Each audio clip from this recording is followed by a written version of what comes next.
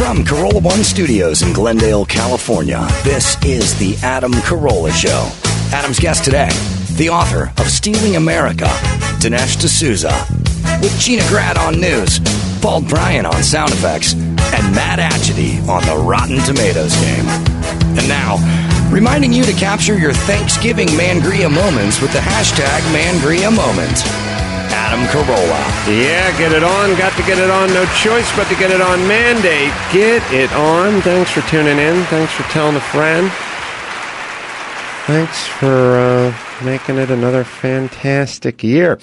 All right. Good day, Gina Grad. Good day to you. And Bald Bryan. Adam ruins everything. Got to get that gem from yesterday. All right. I think the Newman doc's going to air one more time or so on Velocity. By popular demand. Yes, or something. Velocity demanded more money from their wallets.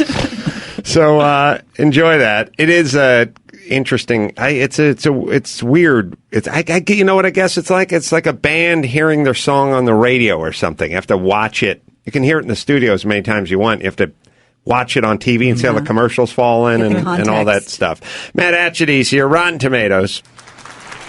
Love this game. Very excited to be here on a Monday. What's going on out in the world of movies? What are we excited about? Where is... I had Bryan Cranston where you were a few days back. People heard it yesterday. I was talking about Trumbo and Oscar buzz and what's going on with the Oscars and who they buzzing about, and I didn't get any answers. So who is the cutoff? And I know there's that thing where they release it and then they go wide and they get it in under the wire and everything. But so far this year, we're talking about best actor, best supporting actress, whatever.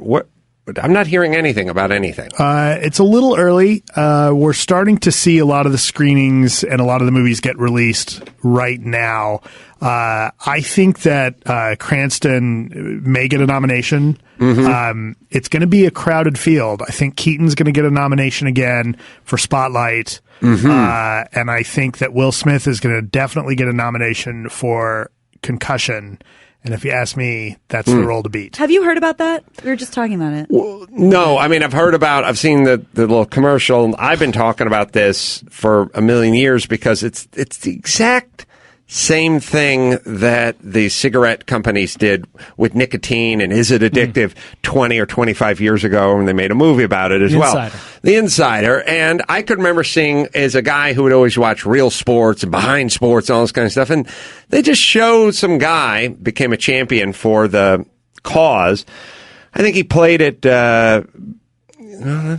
Boston University. He was an educated guy, smart guy, played some linebacker in the NFL, I do believe, got out and started realizing, and I think maybe became a physician or something, but just sort of realized, hey, getting hit in the head over and over again, sort of like sucking on these smoky sticks all day. Right. Could that possibly have some sort of effect on your respiratory system? Like, no, none at all. Like, of course, if someone took a snow shovel and bonked you over the head 28 times a day, it would have some effect. Same with lighting the stick and inhaling. Now, the question is not, is it doing damage? What damage and how much?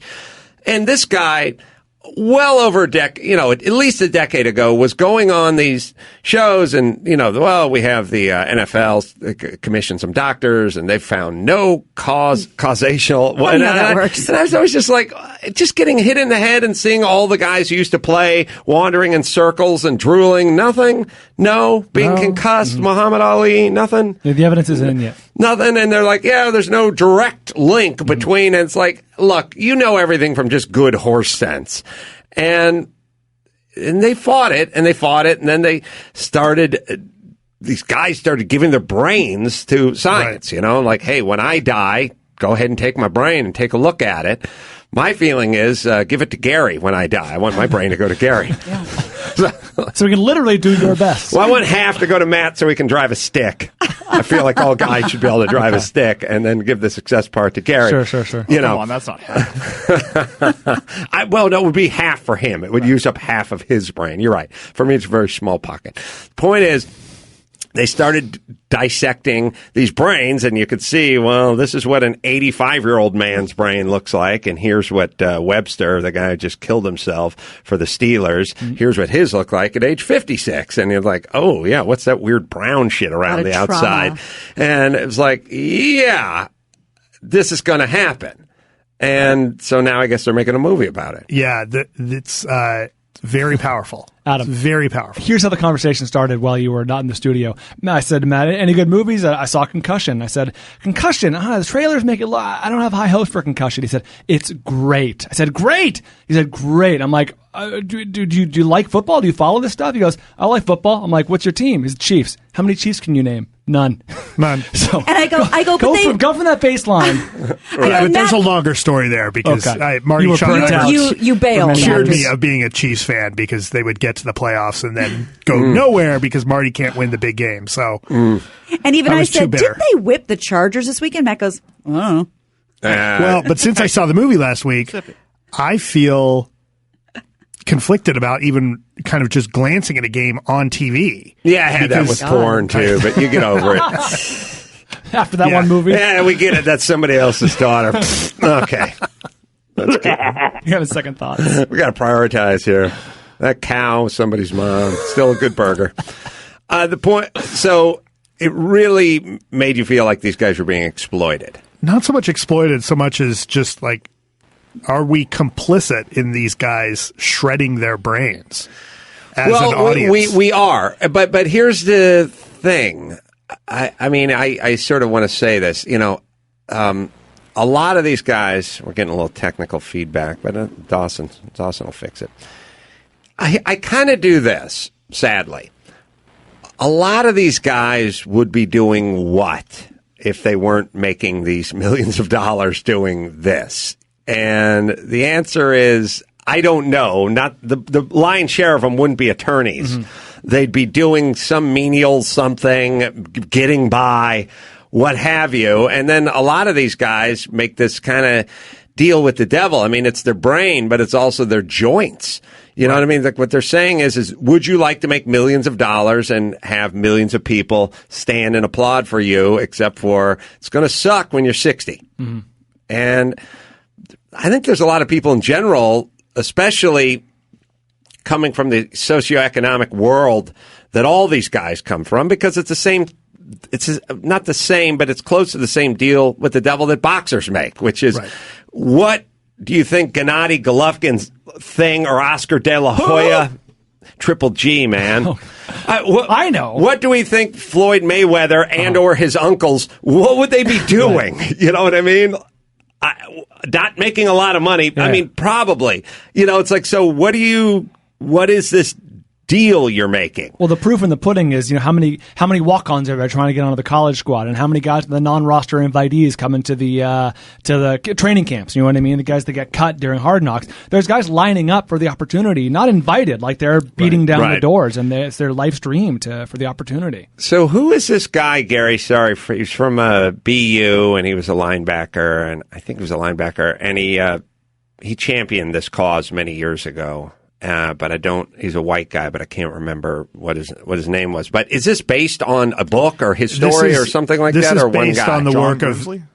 What is it? Does that sound right? John Grimsley? Sounds about right. This movie is based on the Dr. Bennett Omalu, who had kind of discovered this and wrote the paper about after studying Mike Webster's brain. Mm-hmm. He was he worked in the coroner's office in Pittsburgh, and he wasn't satisfied that somebody like Webster, who was otherwise physically perfectly healthy, would basically just go insane.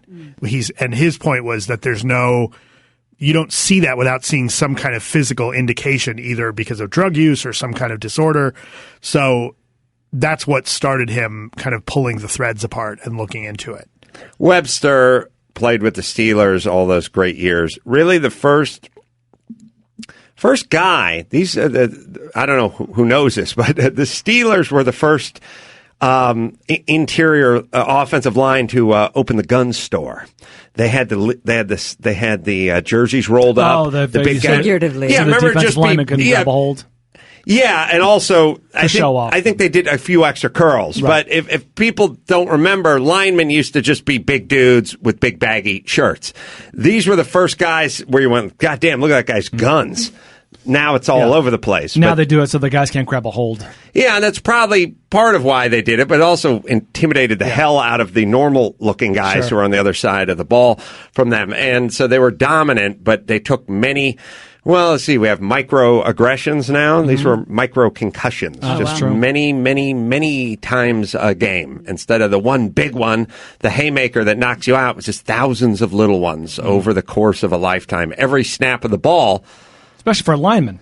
Well, sure. Yeah. If you're playing quarterback, you get the one big one maybe once a year. But if you're the lineman, every snap of the ball is a collision. Yep. Smaller, but a collision. Can I ask you, what do you guys know about rugby? Because I know very little. All I know is that they say we're pussies for wearing so many pads in our football games. So aren't these guys going through it extra? Or are they not hitting each other as hard? There's a thing. It's the second part. The problem with the Christopher Nowinski, I think it is. Yeah.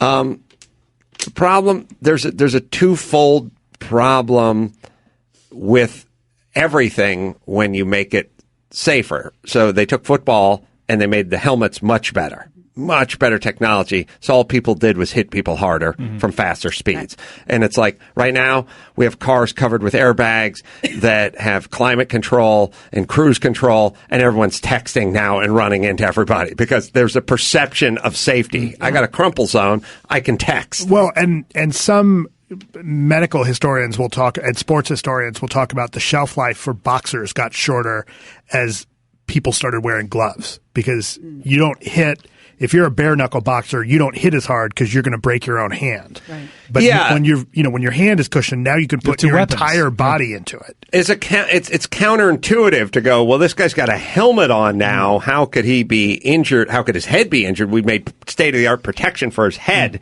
No, everyone's flying around twice as fast. Boxing, it's that thing where the guys that are, and we'll see in the next upcoming years, but the MMA guys are safer than the boxing guys, even though it's horrific. He just got kicked in the side of the head and was unconscious before he hit the mat.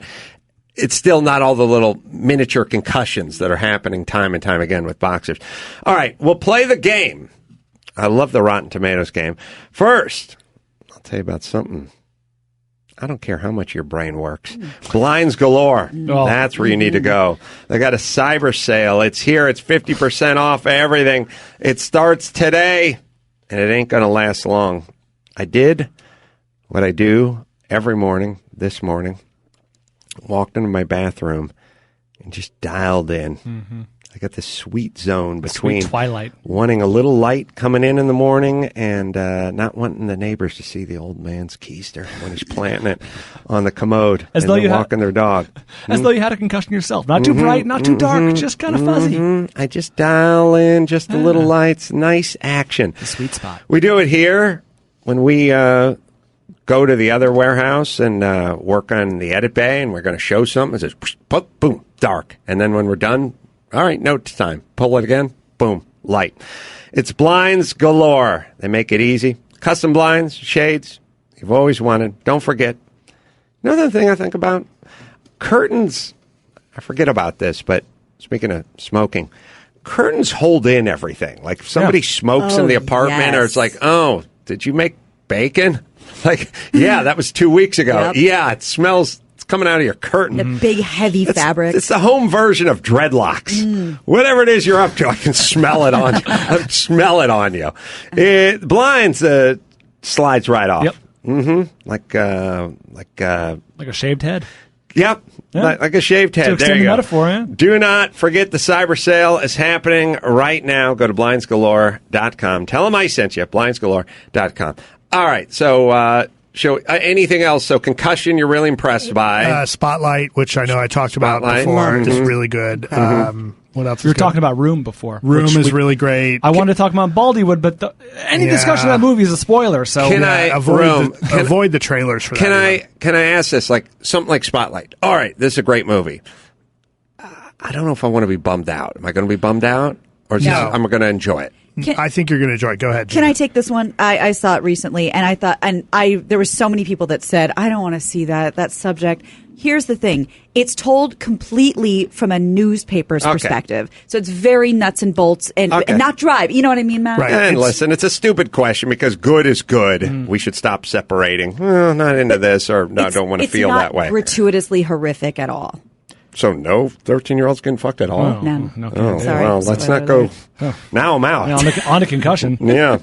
All right. So the theme. Sorry, yes. I also liked The Night Before. Oh, the Seth Rogen movie. That was fun. Funny. That's what I hear. All right. Shall we play the game?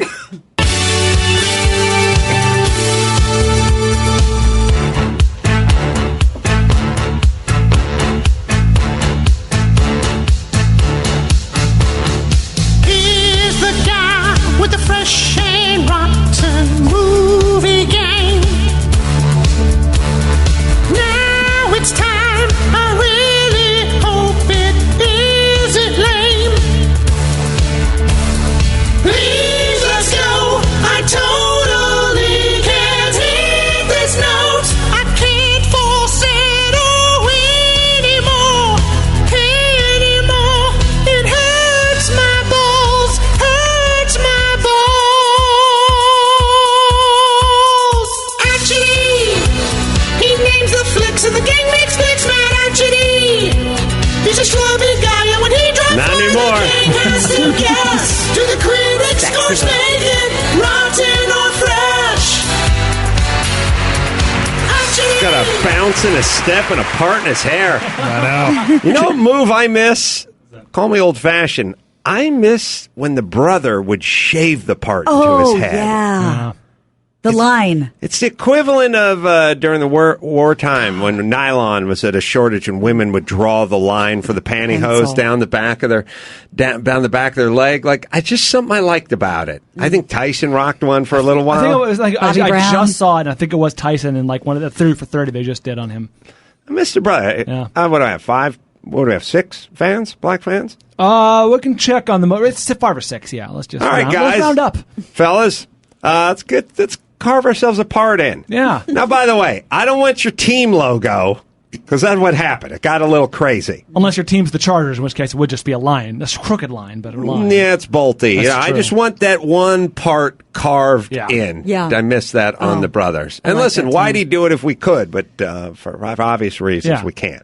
Matt's got a legitimate part going there. That's pretty which I good. like. Looks really good. All right, Oh, so by the way, all you rugby assholes who are about to tweet us, oh, hey, the rugby guys are better than your fucking best player just got cut from our worst team. No, it is true. all right, sorry, where were we? All right, Theme. so the theme this week ties into the release of Creed, which is the latest chapter in the ongoing Rocky saga. So we're going to do Sylvester Stallone movies. Do you think? I feel like I This feel could like go all over the map. Please be I stopped feel by like my knowledge. American Indians are going to like come up to Stallone and go, "We eat every part of buffalo, but we don't fuck it when we're done. Like, let it go." At a certain point, At a certain point, we walk away and find a new buffalo to eat. We as a people appreciate what you're doing with your buffalo, but let it go. You understand? I understand. This is the talk they're going to have with Stallone? I think so. If it hasn't happened already. Don't hold your breath because Creed is good. Oh, I can't hear this. We're going to get I another know 20 Rocky it movies. looks good, and he just keeps. You go, what? Another? He's too old.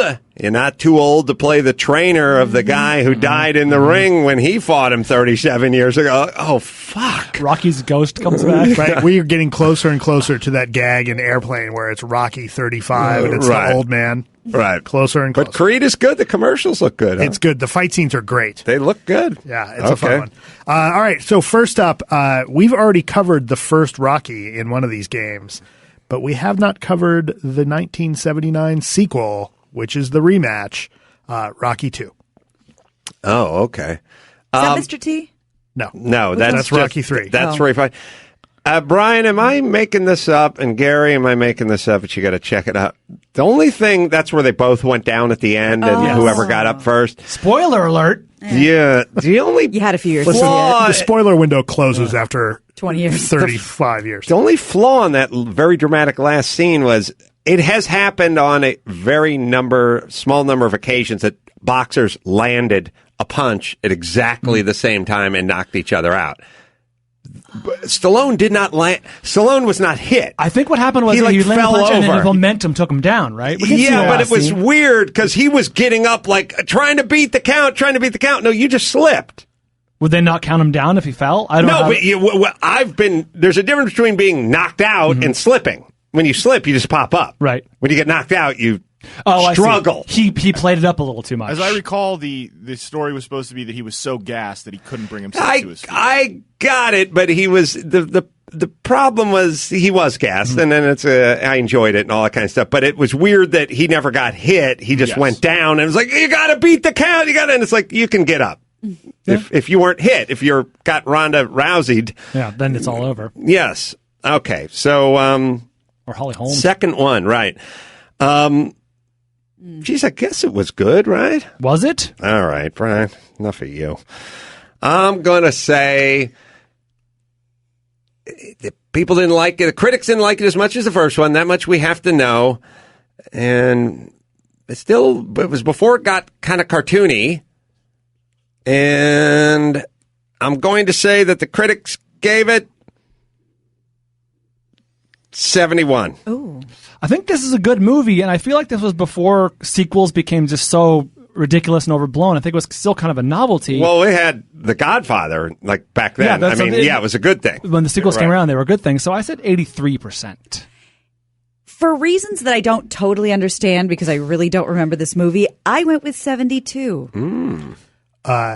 Rocky 2 is fresh at 73%. All right, then. All right. What was your score, Adam? I had 71. Please make a note. My pencil was down before Adam told his score. Mm-hmm. All right.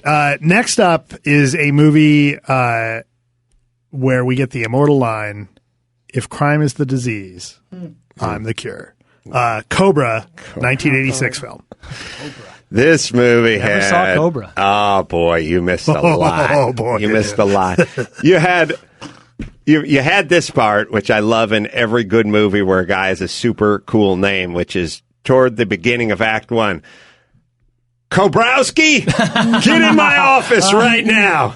And so you go, oh, that's why they call him Cobra. There's that one. There's also the one that I as a car lover, in this movie, he had like a chopped Mercury or something, like a really cool custom car. Right? Okay. And as a guy who likes cars and has some nice cars, I've never had the moment where I was driving along the highway with another guy next to me and did that move where I yanked the wheel and just went like, fuck you, and I just mashed into it. Like, he had a really cool car that he was very willing to part with. Yeah. Fast and loose with the car. A lot of this, too, which was a theme of a lot of good movies back in the 80s, late 70s, early mid-80s. They did that thing where it's like, all right, I don't think it's ever happened in the history of law enforcement, but there's this really hot chick. Yeah. I need you to protect her. One-on-one. Whatever it takes. In a cabin. Why does she have to go with me to this cabin, this super hot chick? The department's dirty. Yeah. We got a rat. We don't know who it is. We could go to the top of the Empire State Building where there's dozens we got to and go to a dozens of people cabin. and Not cops romantic everywhere. enough. Also, the thing that was crazy about this movie, Matt, you tell me, was it ever really quite revealed why they wanted this chick dead and who it was, other than it was a weird satanic cult? They were like satanic Nazis or something like that. But there was right? never- This might be affecting my score.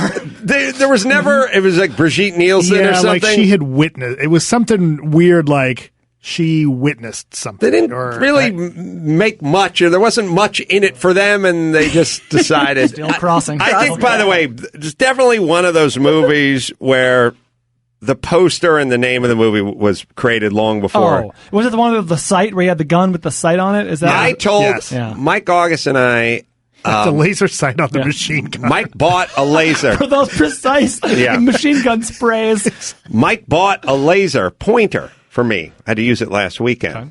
Oh, God. I got to tell my Mike merch story before. What year was this movie? 86. And it was a standalone.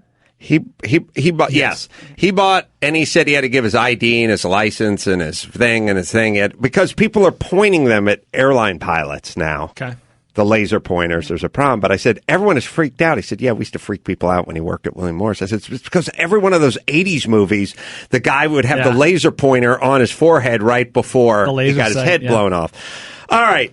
The critics had to hate this. It is laughably bad.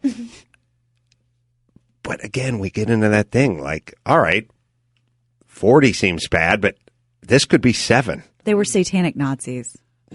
Yeah, it was never. Whoever knows the Nazis were God-fearing. Matt will back me up. It was always unclear who was chasing this person and what their motives were. I'm going to say for that reason, I'm going to give it an 11. Wow. Ooh. Random guess, I said 22, based on the vivid description here. I also said 22. 13% for Cobra. Damn it. You're working on single digits there. That's right. That is a sweet poster that I would like to own. Look at the laser sight. Yeah, the toothpick. Where's Uzi? Yeah. Where's Uzi? Exactly. That's right. All right. Next up, 1993 film. Stallone stars as a climbing expert in the Rennie Harlan film Cliffhanger. All right. What year was this? 1993. Saw it in the theater. For all the haters out there, this is a great movie. It's not about John Lithgow. Lithgow's a great heavy. Lithgow's fantastic. And unlike Cobra, this has a story. The Denver Mint transports the unmarked bills or the fresh bills to the whatever Fort Knox or whatever it is. Remember the plot? Oh, well, it's one of these things where it's like, okay, they're transporting large sums of money and somebody in the DEA or whatever has been corrupted and he's going to take these things down and then they need this guy to, and all that stuff. And it was incredibly shot and all that good stuff. The only part about this movie that always drives me nuts in every movie is Rucker brings his novice girlfriend up to the Devil's Barca Lounger of the toughest. Like, hey, have you ever been camping? Good. You want to free climb Half Dome? Like, no. And he brings her up there, and then he puts her on a zip line after he rolls his ankle, and there's a mechanical failure, and Stallone as a hero has to go up there and try to save her, and this and that. And then at some point, this happens in every one of these movies. Rucker, like Stallone's like, you killed her up there on that mountain. And it's like, well, you brought her. You brought her up the mountain, and then the pulley failed, and then I risked my ass to go out there and try to get her. So I don't think it's quite the same as me stabbing her in her sleep. But fighting the bad guys brings them back together. Oh, man. Oh, that was some good stuff. All right. And this also has that crazy scene with the guy who's like pretending he's the soccer player. Yes, the striker. Yeah. I'll tell you, there's so much to like about this movie. The critics are going to be snobs, but they shouldn't be. This is a fun movie, and it's fun to watch Lithgow be sort of the heavy. I'm going to say that the critics weren't as kind to this movie as it should have been, and I'm going to say they gave it a shit. I can't, because it's kind of thing that critics would be tough on, even though we all agree it was an enjoyable romp of a movie. Critics, 68%. I was a little more generous. I said 77. I feel like everyone was on board with this being okay. I have no idea. This whole fucking theme has nothing to do with my life. I went 48. No. Adam is on fire. Cliffhanger is fresh at 69%. Damn. Sorry, what was Gina's score? 48. Oh, but the audience. You're still working on a single-digit score there. Yeah, thank you. Goddamn impressive. Where is that? It's weird. The audience lower than the critics on this one. What? Again, see the poster, look at the poster, look at the trailer, and then see if it delivered or not. What audience goer was disappointed by this? This is exactly what it delivered, or like what it promised, I should say. Here we go. All right, next up, this is a 1995 adaptation of a British comic book about a judge who is always judge, jury, and executioner. Rob Schneider also appears in this epic film, Judge Dredd. The remake. Did anyone really see good. this? Yeah, the original? Yeah. I get this one confused with the one that Sandy Bullock's in. Demolition Man. Oh, that's Demolition Man. All right, well, Wesley Snipes. Oh, this is like the tried and true thing where you have Schneider playing the guy scared shitless the entire time. Oh, yeah. And Judge Dredd. This is a horrible movie, but how horrible? They did a remake of it a couple years ago that was quite good. Who is in it? Scotty or Bones from Star Trek. Was the new Star Trek? Hot Bones. Carl Urban. Carl Urban. Yeah. That's exactly. And right. one of the things the fans liked about that is that he never takes the mask off because the character never takes the mask off in the books. Whereas It's a good movie. this one, Judge Dredd, The new one. I'm not going to tip my hand. The old one was horrible. And How horrible. see, that's the whole thing. Is you go, wow, 22 is horrible, but again, it could be 8. Yeah. Would it shock you if it was 5? I feel the pressure of excellence upon my shoulders right now. I don't know if anyone's been in single digits this far into the game. I'm going to go with. Would it help to hear the supporting cast? No. I'm going to go with 9%. Armand Desante, Max von Sydow, Diane Lane. You're trying to throw us off. I said 20, and I bet I'm high. If anything, I'm high. 16. Judge Dredd is rotten at 18%. Okay, finally. Oh, it's basically Cobra, but with a uniform. Yeah, it's got a different outfit. All right, here it is. All right. Let's Brian, see. that was Please good be for you. kind. Yeah. All right. Last one. 2006 film finds Sylvester Stallone returning to the role that made him famous as an aging boxer who comes out of retirement for one last fight, Rocky Balboa. Anyone see it?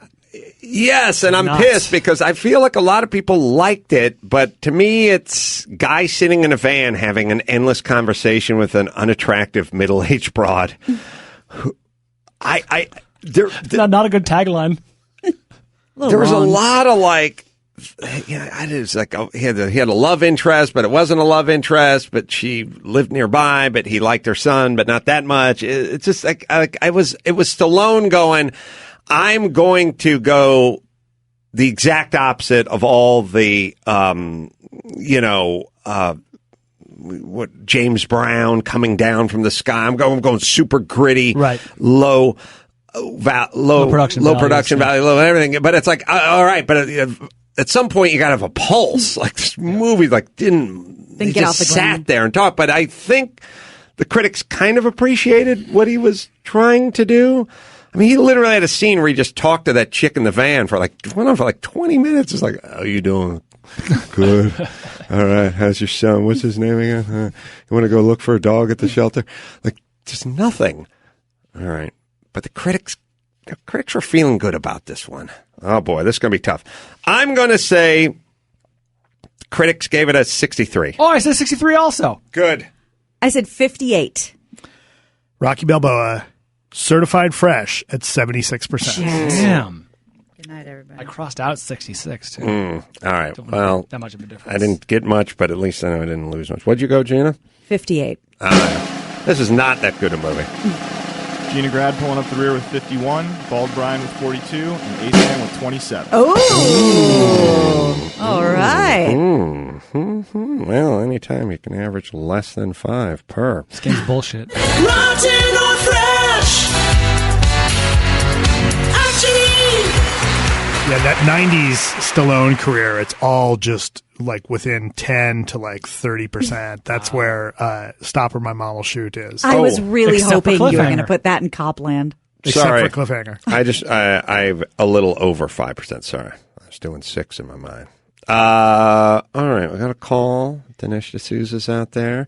Matt, by the way, has got himself a little website, RottenTomatoes.com. Starting to see him pop up all the movies and TV shows and stuff. And now TiVoing stuff or DVRing stuff. I see it come up. I always think, nice. Rotten Tomatoes podcast. Of course, you can listen to that. Available on Fridays at RottenTomatoes.com and iTunes.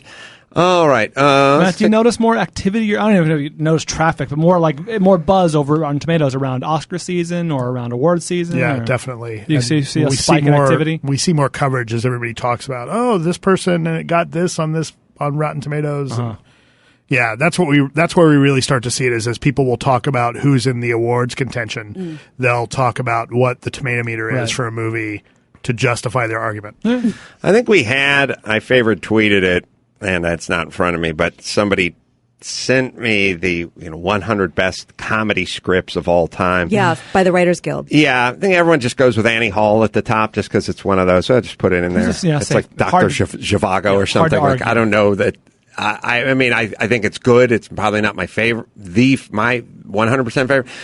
But at some point, I agreed with a lot of stuff on there, but at some point, you got Vacation on there, and you don't have Lost in America or Defending Your Life. Now you got a fucked up list. You can't not have an Albert Brooks on there. I mean, that feels like a layup for the Writers Guild. Like Albert Brooks is a writer's writer. Oh, yeah. I mean, Lost in America was just joke after joke after fucking joke. I mean, just a great scene after great scene, and Defending Your Life was, and then you got to see fucking Vacations on there, which again everyone loves until they watch it as a sober adult, and then they don't like it so much anymore. Those are some great movies up there, though. Well, and I was thinking, I saw some of these, and I was like, oh. Yes. But I was like, why is it on this list? But all was forgiven for me because Groundhog Day was number 3. And I was like, okay, so they get it. No, Little Miss Sunshine. No, I like that. Little Miss Sunshine is a fuck. Everyone stop it with that movie already. It's not that well written. What's right after it, South Park? Brilliant. Little Miss Sunshine, everyone has to love. But if you really break it down, it doesn't even make sense. The movie does not make sense. It's not fucking funny. Oh, yeah, it's funny. It's funny. It's funny. Funny. Good. Watch it. And you tell me where the laughs are in it. Manhattan's not funny. It's one big jack-off move. All right. Where were we? I love Sideways. So. Yeah. All right. Where were we? We got a phone call up there. Dinesh is out there. DraftKings, baby. Still plenty of football left. Feels like the playoffs. At DraftKings.com. So much money up for grabs. Every game's a big game. Every play matters. Compete head-to-head with friends, coworkers, fantasy players. Across the nation. Brian, how are you doing? Good. I'm actually got one more player playing tonight. Danny Amendola was a tip I gave last week. He's playing tonight, Monday night. I entered the Millionaire contest. I'm not in the money for the Millionaire, but I'm actually already winning $20 in there. So depending on how the last game shakes out, I could either move up or down. Not fantasy as usual. It's DraftKings. Welcome to the big time. DraftKings. Dawson. Hurry to DraftKings.com now and turn your love of football into a life-changing payday. Use promo code Adam and play for free with your first deposit in Sunday's $1 million fantasy football contest. First place takes home $100,000. Enter Adam for free entry now only at DraftKings.com. That's DraftKings.com.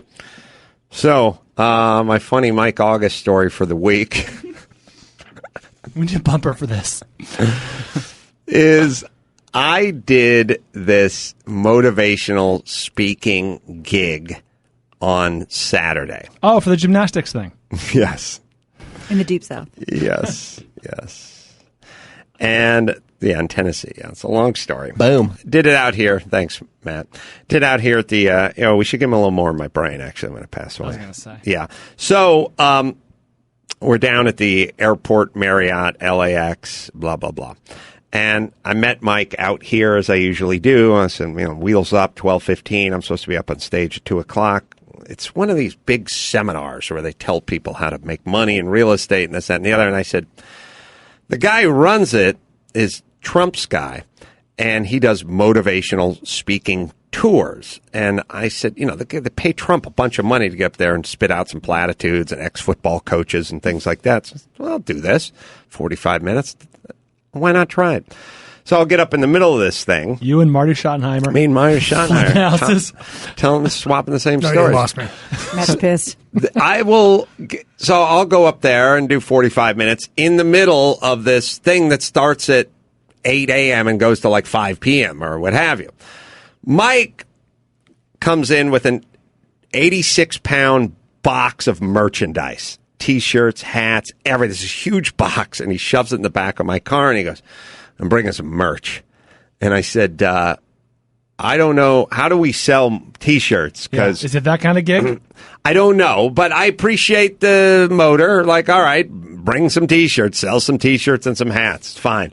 So August isn't concerned with being gauche. No. So we get to the thing, and there's no more valet parking. The place is all full up, and Mike has a 100-pound sack of merch in the back of the car, and he says, now you got to picture the Mike August conversation. We're in front of the Marriott.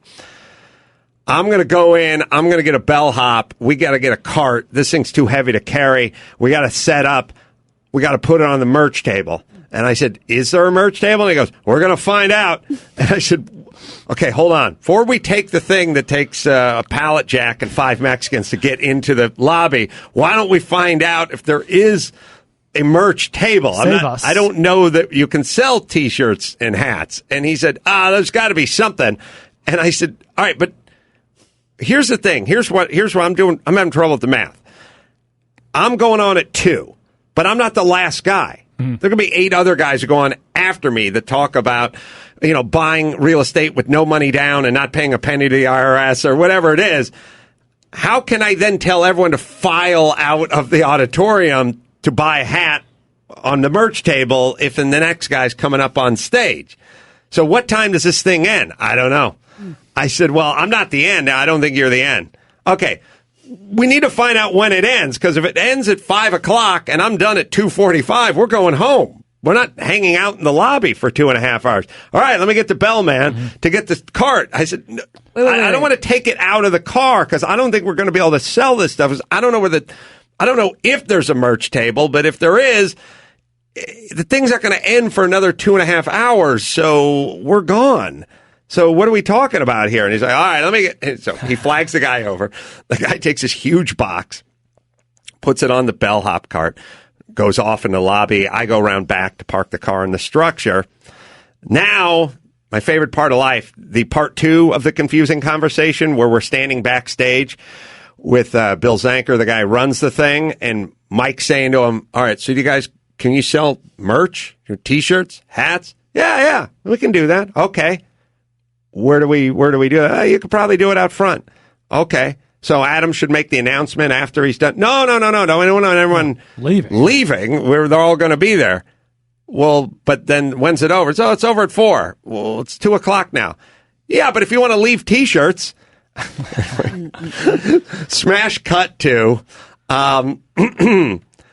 me going to get the car and pull it around, him going to get the bellhop to put it back, to put this huge crate of shirts and whatever into the back of my car, which, by the way, now it's still there. And the 2 people who ran the show holding 3 hats and 3 free T-shirts, waving goodbye to us as we left. That's a nice picture. Well done. That's how you get rich. Yeah. The Mike August way. Maybe that was what the flip should have been. How to flip merchandise into zero money. I feel for thinking in a linear, sort of thoughtful way, I feel I'm often punished. I just feel like I have a lot of conversations like where, I'm talking to my wife or something saying, the reservation's at 6. Yeah, we should leave at 6. No. We got to leave. Was it next door? We got to leave before. There's not a flume that slides us into the booth at the Chinese place. We got to. Yeah, we should leave by 6. That'd be great, though. It's 6. Yeah. Do you guys feel like you have a lot of those? Yeah. Do you have a lot of those conversations in your life where you're like, well, no, Mike, go in and find out if there's a merch table. Yeah, we'll bring it in. No, don't bring it in. Leave it in the car. No, yeah, we need help getting it out of the car. No, we don't. Mike, how are we going to send everyone to the lobby? They're not going to want to leave. Yeah, they could go to the lobby. Like How much weird, worse did that aspect of life get when you had kids? Yes, it got quite a bit. He doesn't talk directly to them. Oh no! At home, it got quite a bit worse because I have these conversations all day. Matt, not you, Matt, but Matt's dad's going to pick him up at 5 o'clock. It's 5:30 now. Oh, I don't know. Maybe it's 5:45. It's like a lot of that where you go like, is he late? No, I don't know. Right. Or if that kid's dad shows up, that kid has got no shoes, his stuff's all over everywhere. It's like, I have to leave? You have to play. It's always that. It's always, don't forget your ball cap. Right. Don't forget your windbreaker because of that. Then there's the rock, paper, scissors. There's a game we play called Who's Going to Answer the Door? Because Timmy's mom is coming over at midnight with his inhaler because he had an asthma attack and he's sleeping over, and somebody's going to answer that door. Poor Timmy. And it's always the dude's job to answer the door because women, they don't like, guys don't care about not being put together as much. When they get undone, they get undone, whereas guys don't get to that phase of undone. Taking the makeup off and you're in the yoga pants. Right. Got the cold cream on. They have that. Yeah. You have the cucumber slices already on your eyelids. Exactly. You can't find the door. You have the house coat. You have the shower I thought it was cap. more like a safety thing. But, I did too, but I hear your point. Right, like the mad rapist is knocking at the door. No, we know there was a text. There was a text. No, of course you knew they were coming over. Natalia did the sleepover and then got homesick at 11 o'clock at night and did that thing where it's like, I want to come home, so someone's got to go grab her. And then last weekend, dual sleepover, Natalia's friend and Sonny's friend. Sonny's friend had an asthma attack at 11:30 at night and had to bring the inhaler over, What did you do while that was happening? I shut the door to my office. Tell him to walk it off. Like any good paramedic would do. He heard someone dying in the next room and just shut the door. I did spring an action by shoving a towel under it when it got too loud. When his wheezing started to round out Sports Center. Yeah, barely enjoyed my cocktail in Sports Center. I'm having a hard time watching these guys get concussed if I have to hear all this wheezing. Yeah, there was, and then the dad shows up and it's all fine. But then they always, the one thing you realize about kids and a lot of adults, but I realize when I say a lot of adults, it's a lot of adults when I say this. Anyone who's filmed enough, taped enough, done enough stuff will have this happen, and it'll happen in the morning. The kids will get up at 6 and they'll have a fucking game of capture the flag that envelops the entire house. And it's a lot of running, and Natalia just, woo! Or screaming, I got you, Sonny, I got you. And you do that move where you pop your head open, go, listen, your mother's still asleep. I'm still sleeping. You can play, but please be quiet. Play quietly, okay? And before the door shuts, whoa, you're wrong. I got the flag. It's you can't. In real life, you guys have all experienced this, where you are filming something, you're taping something, you're shooting something, you're recording something, you're doing something, and there's a group of guys, and they're standing and they're loud. And it's usually an agent and a whoever and whatever, and you walk up to them and you go, excuse me, sorry, we're taping a show right here. Could you guys just slide it over a little bit or keep it down or take it outside or because we're shooting a loud thing over here. You can then just go count to 11 Mississippi before somebody has to walk up to them and go, excuse me, please, could you please move it over? Sorry, guys, we really are shooting something here. Christian Bale knows what that's like. It's so weird. Outside of here will be the kitchen. We will come in. Sometimes I'll come back and do a second podcast or something. The guest and whoever will be talking out by the kitchen, and Gary will walk over there and go, "Hey, we're doing another show. Could you guys move it over? Either bring it over or keep it down or whatever." Oh yeah, and then 8 seconds later, they're just standing there talking super loud again. It's a weird thing that we have, and I don't know what, but all kids have it. It's like drunk girls at brunch. Yes. I'm sorry, but if you could you're disturbing him. No problem. It's just everybody.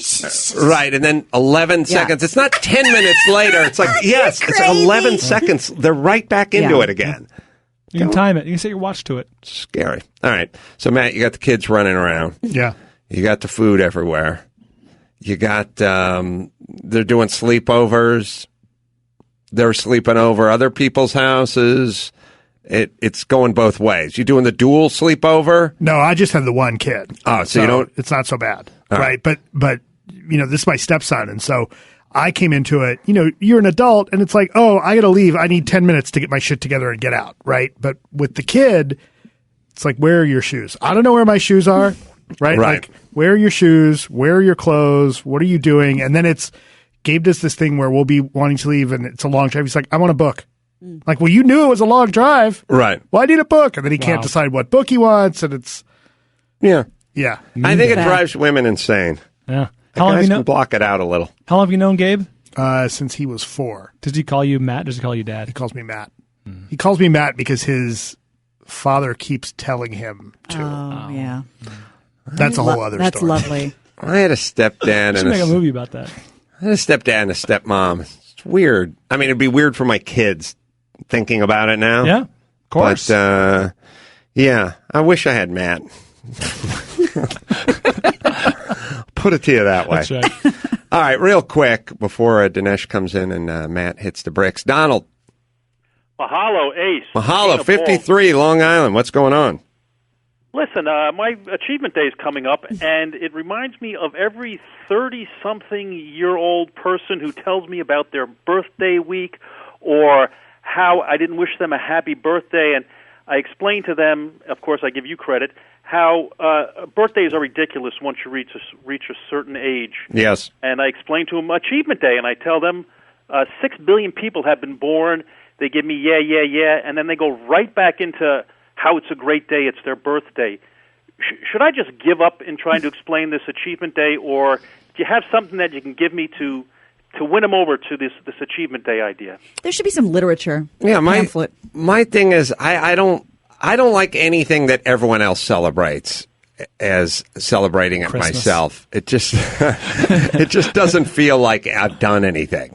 It's just my dad forgot to pull out. There's no way my parents wanted kids. Not those two. Mm-hmm. Or once we were born, they certainly didn't act like they wanted kids. So I'm not even supposed to be here is the way I look at it. But there are certain things in my life that I'm proud of, that I like, and I would like it if all of the world just did their Achievement Day. You graduated college on this day, or you had this accomplishment on this day, and then also you could keep trying to up yourself. You know what I mean? It would be a floating date. Like, you could celebrate your next Achievement Day sooner than a year from this one if you got a Nobel Peace Prize in the next 3 months. Yeah. Right. You could earn the special day anytime you want to have something special in the year, but you got to earn it. You got to earn it, and you keep upping it. So at a certain point in your life, your Achievement Day may be graduating high school, but then at a certain point, it's being a doctor, and at a certain point, it's passing this exam or that exam, the bar, opening your own practice, opening your own practice, and it would just keep moving and ratcheting. And by nature, the people that had more Achievement Days in their life would just be more successful and have a life that's probably more well led. Well, Donald mentioned his. Donald, what is your Achievement Day? My Achievement Day is when I went on active duty in the U.S. Army as a Judge Advocate General Officer. Don't care! For God's sake. I'm very sorry. I just don't know what you mean. That's JAG, right? Yeah, well, if I say JAG off, it doesn't sound too good, so I say JAG, Judge Advocate General Officer. I like that, man. Cool. Was that Tom Cruise's gig in... in A Few Good Men? Yeah. Yeah, he was in the Navy, though. We can't really... I see. Well. Yeah. I do. It always cracks me up that the Navy doesn't like the Army and the Army doesn't like the Marines and the Marines. First off, it's so funny. It's like, I'm a Chevy guy. I'm not a Mopar guy. Fuck those Mopar. No, you guys are a bunch of just fucking white trash gearheads. You understand? All of you. All of you. Fuck Ford. Fuck Ford. Fuck Chevy. Fuck Mopar. Fuck those guys. I'm going to get a decal of Calvin peeing on the Chevy bow tie. That'll show you guys. Like, you do understand. I'm getting Calvin peeing on a Ford insignia. Yeah, let's see if we can. Calvin peeing on a Calvin peeing. Let's see if I can mend some bridges here. All right. We all love Leonard Skinner, right? Yeah. All right. We like horsepower? Yeah. Okay, we hate our wives and black people? Oh, yeah. Okay, all right. We love barbecue. Wow. Okay, all right. So maybe there's a lot more here to it. Fuck Ford and fuck Chevy. I'm sticking to my guns. I love those guys. Yeah, guys are convinced there's a huge difference. All right, we hate literature, right? I'm not sure what that is. All right. Progressive politics? Yeah. All right. We don't like that. Kale? What's kale? Choose kale. He's a fag. Get him. I don't like kale either. Please stop peeing on me. You dug your own grave. All right. So, Donald, your next Achievement Day is when you can convince 10 people to start celebrating their Achievement Day. That's big. That will be yours. All right. Can I tell you, I just thought of, I think I know what my first Achievement Day as an adult would be. Let's hear it. When I got the credit card notice when I had $22,000 on my credit card from college and traveling and all this stuff. And I paid it every single month, paid it. And I finally got a statement that said zero balance. And I paid the whole thing off myself. It took years. And that was one of the most proud moments of my life that I finally got this done. Yeah. There's no feeling like getting to zero. All awesome. all the greats in our past. Hey, man. Edison, George Washington, they've all got there. Finally to zero. You know that feeling when you take an Etch-a-Sketch and you shake it just hard enough to get it back to zero? Boy, there's nothing like celebrating emptiness. Anyone ever reached into their pant pockets and found nothing but lint? Yeah. You know the joy of that. December 12th. I know a lot of people who said, fuck the credit card companies, I'm walking away, and I didn't. I was very proud it's of when you myself. shake that piggy bank and nothing but air comes out of it. Open the wallet, moths. Oh, boy. All right.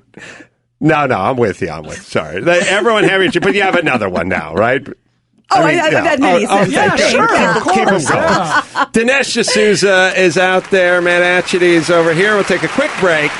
We'll be back with Dinesh right after this. Hey, kiddies, Ace Man here. I sat down with the great Bryan Cranston for a special one-on-one interview in honor of the launch of his new movie, Trumbo. Go to Podcast One now and subscribe to the newsletter for a special bonus video of myself and Cranston. And don't miss the podcast. Available at Podcast One. Sign up before November 30th for the encore video release. That's podcastone.com, podcastone.com.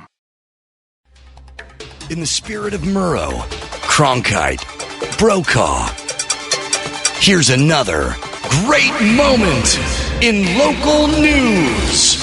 It will feel like it should this time of year. Cloudy skies and gusty winds and some much cooler temperatures. Thanksgiving. Yeah. Perfect. All right. Thanks, Jackie. Up next, how soon after a divorce should children meet their parents' new love interest? An hour? Now. That's a great moment in local news. Now, back to the Adam Carolla Show. That was great. Dinesh D'Souza is with us. He's got a book available now on Amazon. You can bookmark us and go through our site and show a little love to the pirate ship. Stealing America, What My Experience with Criminal Gangs Taught Me About Obama, Hillary, and the Democratic Party. You have experience with criminal gangs, Dinesh? It's very new experience, I have to tell you, Adam. As you know, I've been transgressing with the law lately. You were in not a prison, but a halfway house? Yeah, confinement facility for about 8 months. It's on the Mexican border. Now, the weird thing is, had I actually gotten federal prison time, this is, by the way, for giving too much money to a college friend of mine who was running for the U.S. Senate. I went over the campaign finance limit. In any event, had I gotten prison, it would be white-collar prison. And so I'd run into a mayor, a dentist, a doctor for defrauded Medicare. You can write it off. Bernie Madoff. Yeah, he plays Scrabble as an activities director. But the confinement center was actually a different story because if you do prison time and you're coming to the end of your term, they now put you in the confinement center for 60 to 90 days to transition back to society. So as a result, we were about 120 of us, but it was the whole gamut. I had drug smugglers, coyotes, rapists, murderers. I mean, the whole range of criminals. And so this is a totally different crowd than I anticipated. And initially I was pretty nervous and to myself, but over a while I got to know these guys and got a little sense of a totally different culture than I had previously been exposed to. What were your misconceptions about these guys? And you were born in Bombay, right? Yeah, I was born in Bombay. I grew up in a middle-class family.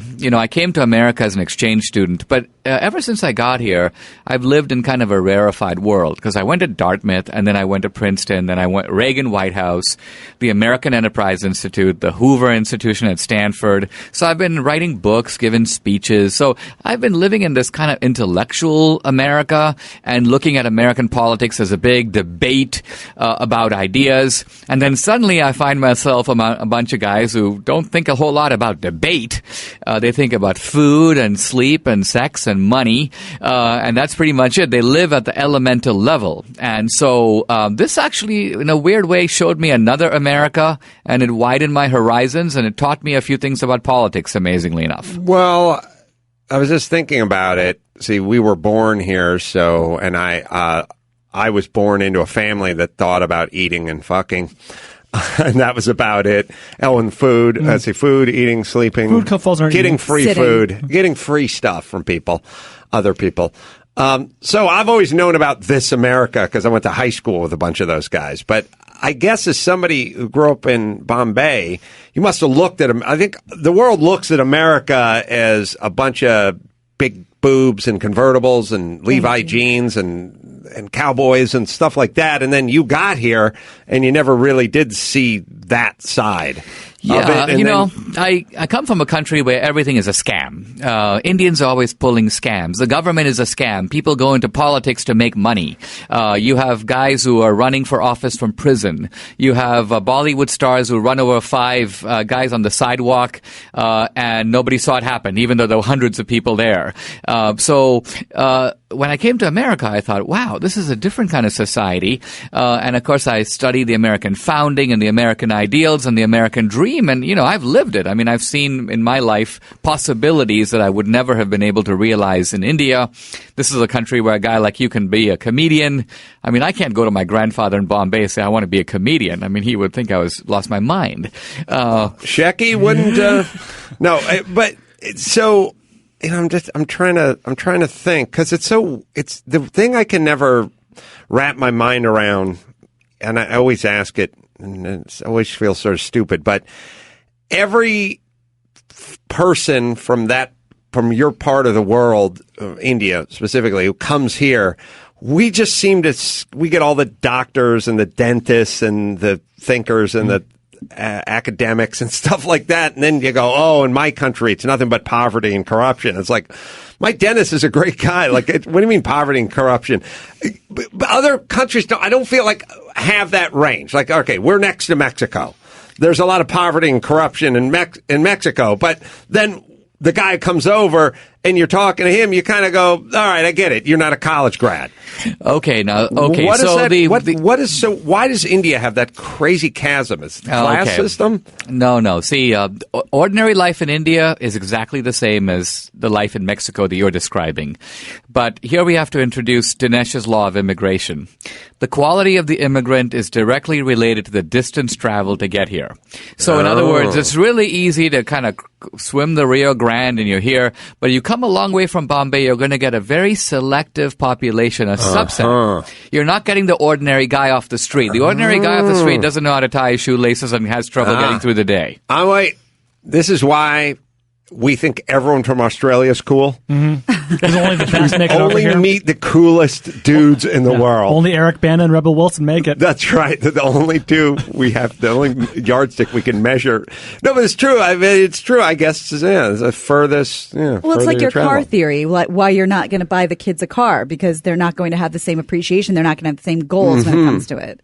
So in the halfway house, or I don't know what to call it, the what were you calling it? It's called a confinement center. You were in there with some hardcore guys, and what did you learn?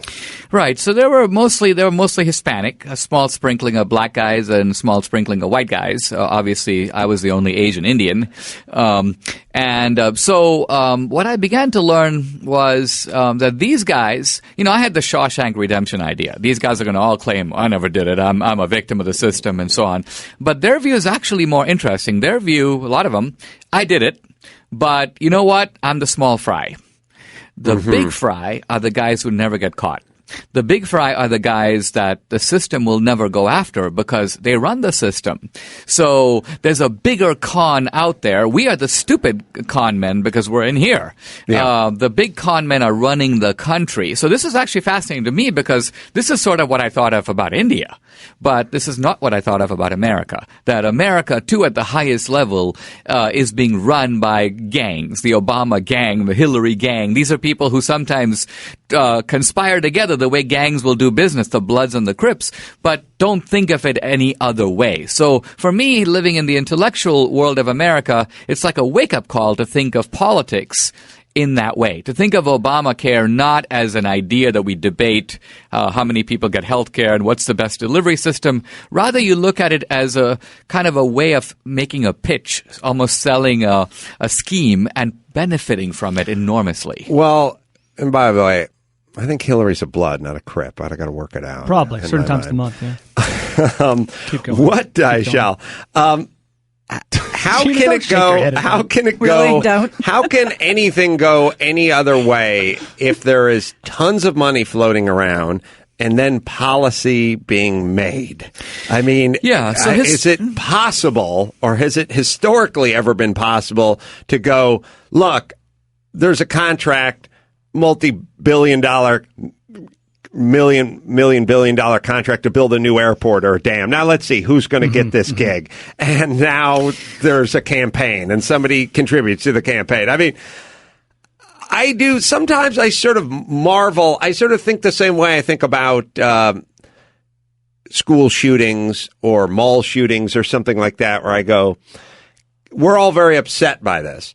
But given the amount of guns that are out there, the amount of tequila that's out there, the amount of serotonin reuptake inhibiting drugs that are out there, and pissed off teenage boys who aren't getting laid, it doesn't happen that much compared to what you would think it could. Yeah, what the potential is for. Our government, is there any other way? Could it go any other way? And how can it go any other way? Well, look, it went another way with Jimmy Carter, who was a complete nincompoop, but he didn't actually make money in the presidency. Now, you have had presidents who had a ton of money, but they got rich before they got there. JFK, FDR was a rich guy. There was a lot of money to be made in the Civil War, but Abraham Lincoln didn't make any of it. He didn't cash in, even though he could have. A lot of contracts to be held, a lot of manufacturing money. Now, we have had a lot of corruption at the local level. So Tammany Hall, all these bosses in New York handing out contracts to their brothers-in-law, and the whole thing was a racket. In Chicago, the Daily Machine. But that's in a totally different league, I would say, than the Clintons. So now you look at Hillary Clinton, none of our secretaries of state before, to my knowledge, have figured out a way to make money on foreign policy. In other words, it's one thing to rip off some contract for a bridge or a dam. It's another thing to figure out, okay, even in the poorest parts of the world, here I'm Secretary of State, I'm going to Kazakhstan. But Kazakhstan happens to make uranium. And there's Canadian billionaires who want that contract, and there are Russian oligarchs who want it. Or I go to Haiti. Haiti, for God's sake. You think there's no money in Haiti? Well, there is. Aid money is flowing into Haiti because there was massive earthquake, and then there was cholera, and so all this money is pouring in, and a lot of the money is coming from the U.S. government. Now, you have Bill Clinton in charge of the recovery scheme, and Hillary Clinton is the Secretary of State.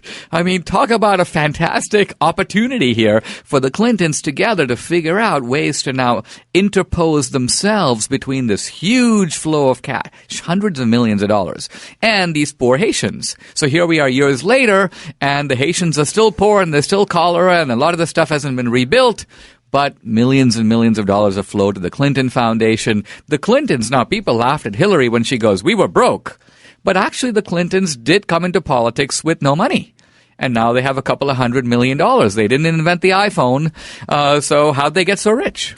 Well, who would pursue this other than you and Ann Coulter? I mean, who is going to present evidence and files and, in a realistic way to do something about this? Well, the thing about it is a few months ago, the book Clinton Cash, written by Peter Schweitzer, did actually accumulate a lot of this data. And it was reported on in the New York Times, Washington Post. But the difference, I think, is that because these guys are by and large in the Hillary camp, they report it almost reluctantly, and then they drop it. Now, if this had been about, Boehner or McConnell, this would have been on the New York Times front page every day for months, and they'd be forced to answer questions about it, whereas the Clintons just say something like, well, yes, it is true that Bill Clinton gave a speech for $500,000, which is 5 times his normal fee, and it is true that American policy was modified to benefit this Russian group that wanted to buy the uranium. And it is true that that group then gave,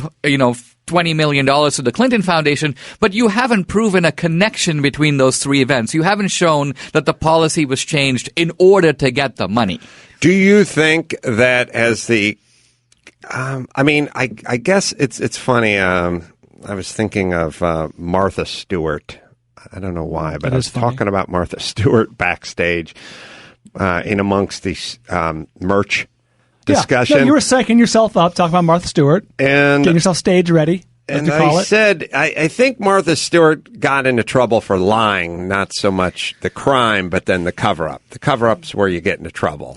Well, and it's not just the cover-up. It's also that when they want to get you and they can't get you, they figure out another way to get you. Yes. Like Al Capone. Why? Okay, well, so why did they want to get Martha Stewart so badly? I mean, I get it. She did something wrong, but... I think it was the insider trading and then the obstruction of justice is what you're talking about. Right, but it didn't amount to that much, but it's the obstruction. Whatever. I don't know why. Here's somebody whose empire is contributing $100 million worth of tax revenue a year. Well, we got to get her off the streets. I don't know why, but I guess what I'm saying, and you tell me in a second, but at some point, if people like you keep scratching around as the election grows closer, do you think at some point that Hillary Clinton and or Bill Clinton will say, you know what, we probably should have never, we had a pretty good thing going here and maybe we should have never gotten down this road? Because now everyone's sniffing around. That's possible. I do think that those two, particularly Hillary, have a boundless ambition. Now, Bill's ambitions, I think, are smaller than Hillary. Basically, for Bill, if he's the top dog, if he's in the White House, if he has food and if he has the nice things in life, a helicopter, a plane, he has women, that's the circumference of his ambitions. They revolve around his personal bodily needs. Hillary is I think a different character. Hillary wants to sort of run the country, and by that I mean run the private sector as well as the public sector. And so for Hillary, it's all about control, and her enemies she sees in conspiratorial terms. And so Hillary, I'm a lot more scared about than I would be, say, of Bill. Well, so Bill's got it out of his system. I mean, in terms of he was the president 2 terms. Right. He's fine. He's been there. He's done that. And That's right. He's got his Super Bowl rings. He can kind of retire. Yeah. Doesn't have that thing sort of plaguing. Well, do you think that Hillary Clinton will get elected? And if not, who will get elected? And if she does, is any of this stuff that you're talking about or any of the emails, Benghazi or whatever's going on in her world, is any of that stuff, is there going to be something so big that we can't ignore it that's going to take her down? Well, what would take her down, I think, is an indictment. Now, investigations can go on forever. And but once you get to an indictment, the game changes. So, for example, Rick Perry was indicted. He was indicted because a prosecutor in Texas, a Democratic prosecutor in San Antonio, which is the kind of the blue part of Texas, filed an indictment. And that means you're now facing investigation, criminal inquiries. You've got to answer questions. There are going to be court dates. So Hillary's not at that stage. She's at the pre-indictment stage. The FBI is investigating her. They're looking at those emails. And but if there is an indictment, her whole campaign is thrown into disarray. She now has to deal with that and run at the same time. There'll always be those court questions. So that could actually force her to withdraw from the race. Do you think she'll win if she doesn't?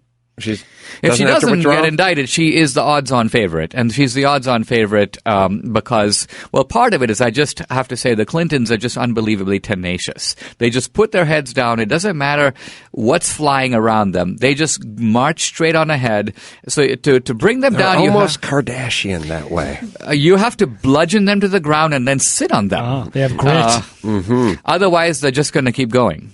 Yeah, it is crazy. The ambition and the drive and the motor. And, you know, whenever I talk about my kids, I'm always just like, I want them to have a motor. The qualities you want to instill in your children. No, I mean, honestly, look, you can use it for good and evil and everything in between. But if you just have that unstoppable sort of salmon going upstream and you never take a day off, I just feel like you can get almost anywhere you want. Maybe not in your native country, but here, you don't have to be the smartest, the brightest, or even the most educated. You just have that unstoppable motor. Well, now I will say that having Hollywood and having a lot of the press in your camp is really helpful because the kind of stuff that Hillary gets away with, I don't believe any Republican could. So even however tenacious they were, there would be enough bullets flying that something would take them down. Who would you like? Where do you stand on Donald Trump? a kind of a wild man, and a kind of a character. I think that he's shaken up the process. I think he's also shaken up the sleepy, out to lunch Republican Party, the RNC. These guys are sort of in their own planet. And so it takes an outsider like Trump to come in and start, kicking things around and turning chairs over and stuff like that. It's gotten everybody's attention. And by him moving to the front of the pack, it's forced the Republicans to think that there's a whole bunch of people that they're not serving, whose ideas are going unrepresented. I think that's all very good. I don't think Trump will be the nominee, but I think he will have done some good for the process. Yes. We talked about Hillary and the Democratic Party. What do you think of Bernie? Bernie? Yeah. Well, Bernie is basically kind of out of his mind. And what I mean by that is I love his latest thing, because his latest thing is the whole notion that in order to understand ISIS, you've got to get the concept of climate change, right? Oh. And his notion is that when things get really warm in the desert, there's a shortage of water and people get kind of antsy, and then they start blowing up stuff. Now, this theory would hold water if the desert hadn't been hot for thousands and thousands of years. And it would also hold up better if somehow this desert heat was causing the Christians in the Middle East to go nuts. But evidently, that's not happening either. It's only having this effect on a bunch of radical Muslims. So anyway, my point about Bernie, look, I'll tell you what I think the secret appeal of Bernie is. That Bernie, although whacked, is actually a clean-cut guy. I don't think Bernie's trying to make money off the presidency. Right. And so there's a purity to Bernie that contrasts with sleazeballs like Hillary, and people intuitively know that. Mm-hmm. And that's the appeal of Bernie. He is the little lamp of idealism that's still burning in the Democratic Party. I get it. I think that's what people, I think they try. I think certainly when it comes to politics, at a certain point, everyone just wants the truth, even if it's not your truth. Mm. And I think what you can say about Bernie is it's the truth. I mean, as he knows it. Right. He believes what he's saying. Yes. And it's that thing where it's like where Hillary Clinton is told to smile every 10 seconds, where you kind of go, and don't do that y'all stuff when you get in the South and then turn a different dialect when you get somewhere else. Like, it's that part that we don't like. All right. Let's get ready. Let's do some news. Stealing America. What my experience with criminal gangs taught me about Obama, Hillary, and the Democratic Party. Available on Amazon. Dinesh D'Souza.com is where you go as well. First, TrueCar. Car prices. They vary within your area. So you want to make sure you're saving as much as you possibly can. Get the TrueCar app. Get guaranteed savings. You get a certificate. You take it to one of over 10,000 TrueCar certified dealers. No need to negotiate. TrueCar users save an average of $3,221 off of MSRP. Visit TrueCar.com or download the TrueCar app and start saving. TrueCar, you never overpay. It's TrueCar. All right, let's do a little news. All right. Give you the news with Grad, news with Gina Grad, showbiz, Congress, tech news, sports news, world news. Give me news with Gina Grad, weird shit out of Florida, sex surveys, Obama. Need news with Gina Grad. The news with Gina Grad. Well, according to a report published last week by the Pew Research Center, more Mexican immigrants are leaving the U.S. than coming in. This is the first time for this sort of change since immigration from Mexico picked up in the 70s, that fewer Mexican immigrants came in the U.S. than went back home. That's like one of those signs in one of those apocalyptic movies where you see all the birds flying the wrong direction, and you're like, why are they going that way? Yeah. Well, and why does the tide just keep going out? The tide just keeps going out. Suspicious. Well, they reported before this that it was at net zero, but now they're saying it's actually less than that. I would. So assume that's just how shitty the economy is in California, Texas, and parts of Arizona. Huh? Dinesh, do you? I don't know if you have any other information. You seen Mexicans going the other way when you were by the border? No. Do you see any Mexican ass crack, or is it all ball sack? I don't see anyone sneaking across the border the other way to Mexico. No, it seems to be one way. But it is true, as the Mexican economy improves, We talked about India earlier. Indian economy is better. When I came, there was no future for me in India. Indians were trying to get out one way or the other. They'd go to Dubai to work as maids, or when I came to America, I was hoping I could stay because I knew my prospects would be much better here. But as the world changes, we'll see different flows, I think, of people. Well, people just go where the jobs are and where the money is. I mean, just in general, that's where where the water is in the beginning of life to where the jobs are now and then maybe back to water again, depending on how it's going. Tijuana live show. Ooh. You could do worse. I've been spent some time on Revolution Boulevard, and when I say on it, literally on the sidewalk. Yes, some time. The Los Angeles International Airport won approval last Thursday to build a special terminal to allow celebrities, sports stars, and the world's wealthiest to glide directly from their limo to their first-class seat without ever having to interact with the general public.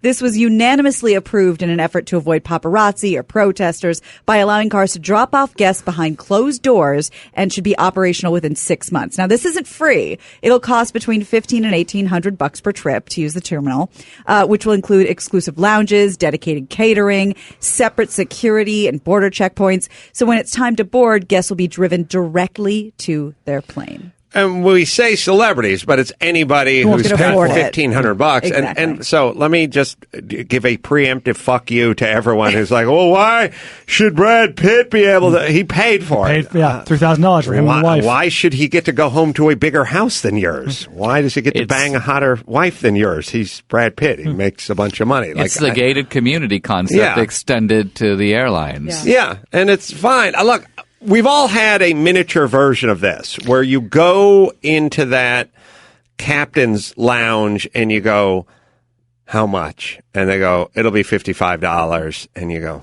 oh, fuck, my flight's in 40 minutes or 25 minutes. Like, I'm not paying $55. And then you go down and you sit in the Chili's because you figure I'll spend $14 at the Chili's and have a couple of beers rather than $55. But if you would like to spend the $55 and go sit there and have some free cheese. See, to me, the problem isn't the paying. That's really okay. The problem to me is when I drive around West Virginia and I see the Robert Byrd School and the Robert Byrd Hospital and the Robert Byrd Highway. Now, normally, if you want to endow a building on a college campus, it's going to cost you $20 million. Then you get to have Lord Hall or Streeter Hall at Dartmouth College. But Lord and Streeter coughed up the money to build those buildings. Now, Robert Byrd didn't do that, right? Robert Byrd was a senator. So he took taxpayer money and allocated it to build this highway, build this school, build this hospital, and he gets all the stuff named after him.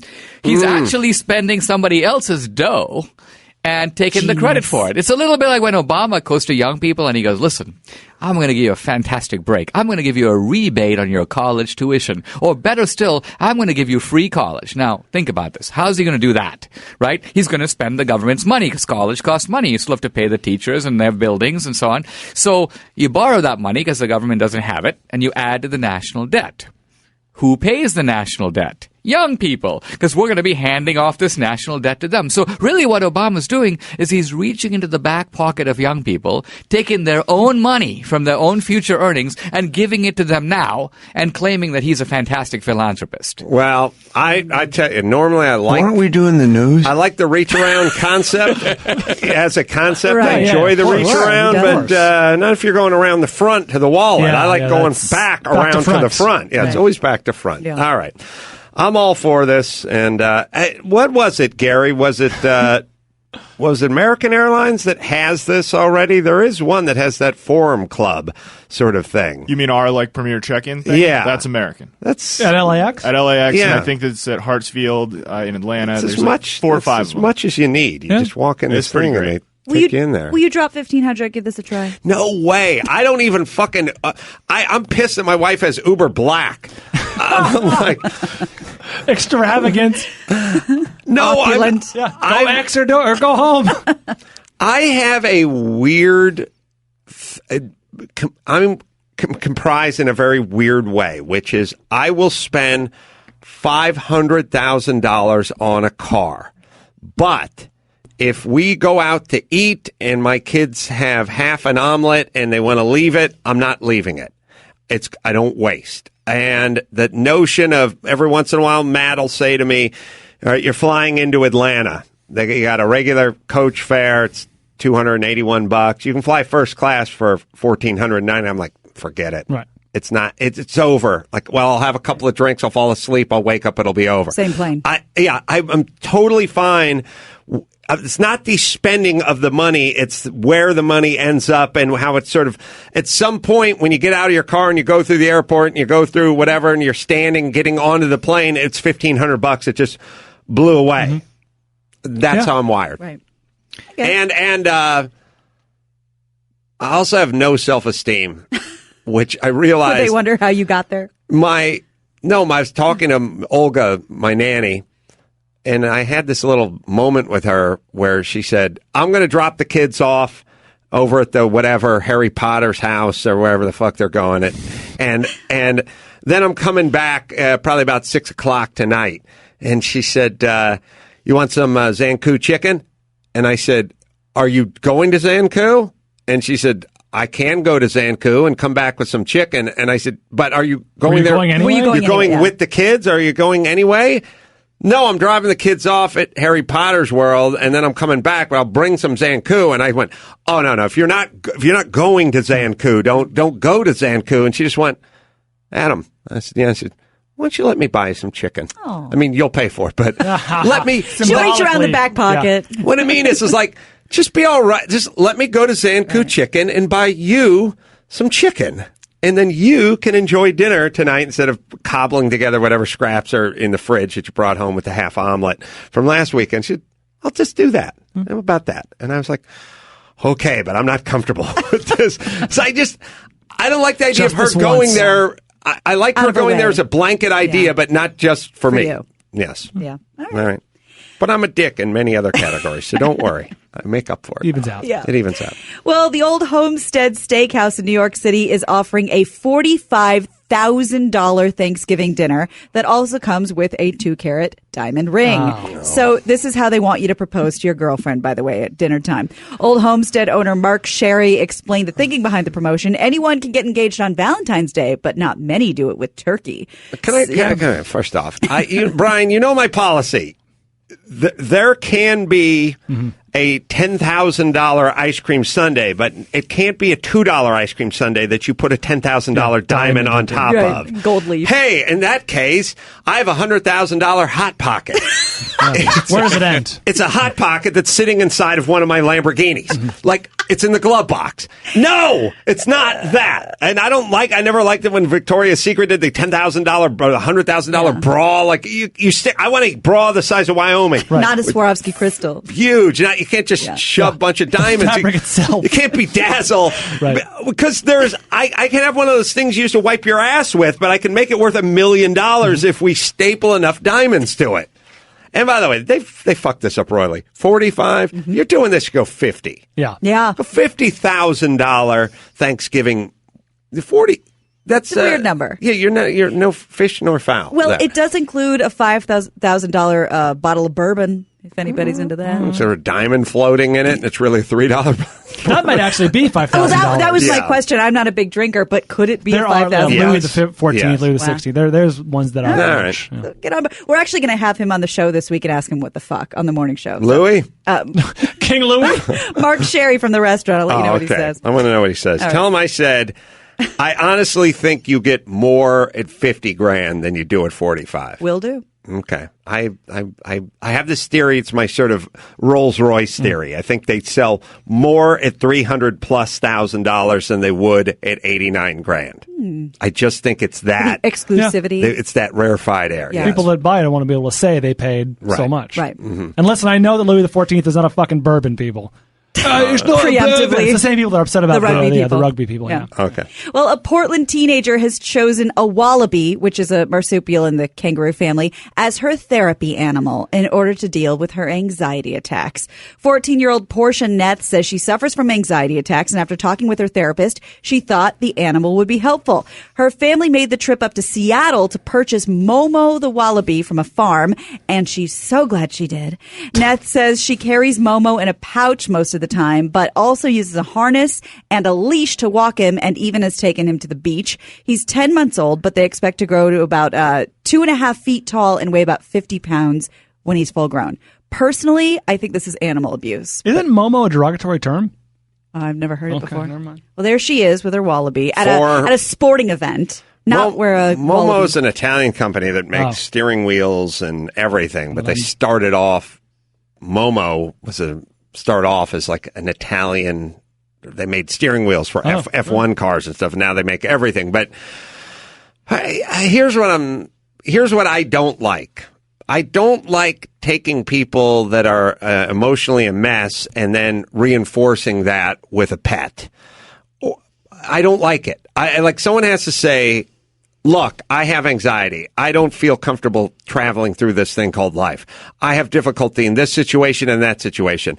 And then somebody needs to go, all right, let's fix it. But let's not get you a kangaroo who can box, and then that'll make it all go away. Because it's in your, look, if handing you a miniature thing with a heartbeat that's covered with fur and has no fucking idea where it is, gets you to do all of this stuff, then obviously it's all in your head. And if it's all in your head, then we can fix it. You're absolutely right. I think it's like Dumbo and the feather. You know, you could have gotten through life all the time. You didn't need your wallaby with you. And for somebody like me who does deal with anxiety attacks and goes to, does CBT and has been in therapy and has made, feel fairly normal now. Like, I do pretty much anything. I would feel like an asshole personally if I carried around my kangaroo because of it. Well, the way I used to be scared of flying, and then I started flying a lot, and it just kind of went away. Yeah. But I didn't go into the Madden bus, and I didn't have anyone, give me a wallaby. I just went like, boom. All right, I gotta push through this. And it, by the way, it helps you with other aspects of life because you go, well, I used to have this fear and I worked my way through it. Exactly. I worked it out because eventually she's just going to have a fucking calliope that she's going to drag around filled with animals because this one is for my emotional and this one is my fear of flying. And then that way is my fear of strangers over there. And yeah. See, in politics, we call this constituencies that can't talk back. Because, see, normally if you're a politician and you say, I represent working people, well, working people can say, no, you don't. You don't speak for me. Shut up. But if a politician says, I represent the environment, well, the environment's not going to say no. Oh, I represent animals. Well, animals aren't going to say no. So the beauty about having these constituencies that can't talk back is you can say anything, or in this case, you can bounce anything off of them, and they have no response. They're just like a little shadow that reflects right back to you. Right. It's weird that we're putting all our hopes and prayers into animals lately, and they don't even know it. Well, they don't even know who we are. So it's a weird, like, it's just kind of this thing where it's like, you'd think at a certain point, by the time the donkey was replaced with the pickup truck, we wouldn't have much need for these animals. Like, if you told a guy in like 1907, what are we going to do with animals? Like, well, we're going to eat them or we're going to fuck them or both, but we sure as fuck ain't going to cuddle with them. They're done. Yeah. And now they're all back. And then they're on every airplane. Well, and on the other side of the spectrum, too, I get it. Cats, dogs, domesticated, whatever, it's all good. But I really think this is animal abuse. You shouldn't be dragging a wallaby around to sporting events just because you feel a little nervous. I don't think that's cool. The only good part of this whole story is when eventually somebody slips in wallaby shit. And then when they come home, they can take off their waffle stomper and show it to their roommate and go, I stepped in shit. I'll give you 100 guesses and a crisp $100 bill if you can guess the animal. The guy is going to be at about 89. He'll be, dude, you already said unicorn, and they don't exist. But keep going. Seal? Narwhal? All right, let's bring it home. You got it. I'm Gina Grad, and that's the news. Gina Grad. That was the news with Gina Grad. Yeah, I would like to slip in wallaby shit check that off my bucket list.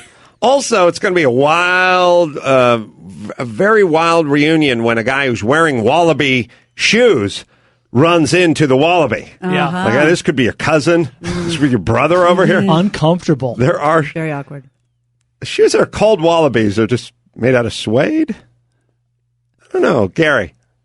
I got to look up the wallaby shoe. They're very That'd popular. be crazy if it's made out of wallabies, though, right? Those are. They're called wallabies, but you're probably right.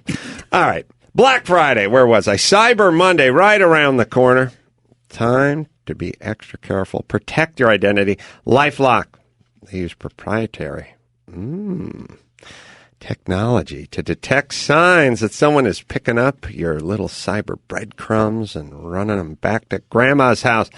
Unlike free credit monitoring services that just alert you, LifeLock has a dedicated U.S.-based team to help clean things up.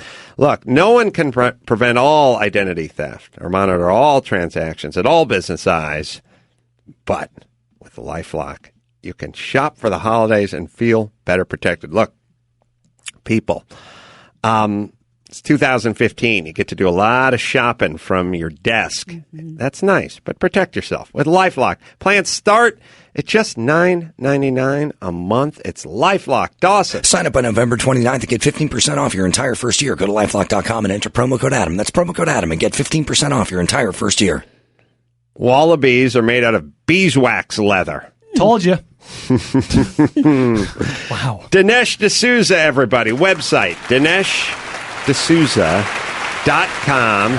Stealing America. My experience, or what my experience with criminal gangs taught me about Obama, Hillary, and the Democratic Party. Available on Amazon as we speak. Matt Atchity, Rotten Tomatoes, us, live shows, Napa, Sacramento, Fresno, Long Beach, all over the place. Go to AdamCarolla.com, see what's there. Check out Promescent on Amazon and Mangria. They got a holiday promotion. They got a bar crawl Lynette's doing in San Francisco. That is her and the Lackeys, December 4th, so check that out as well. And me and Jerry Springer on Take a Knee, all the good stuff. So thank you, Dinesh, for coming in. Always enlightening. Until next time, Adam Carolla for Dinesh and Matt and Gina and Bald saying mahalo. We eat every part of buffalo, but we don't fuck it when we're done.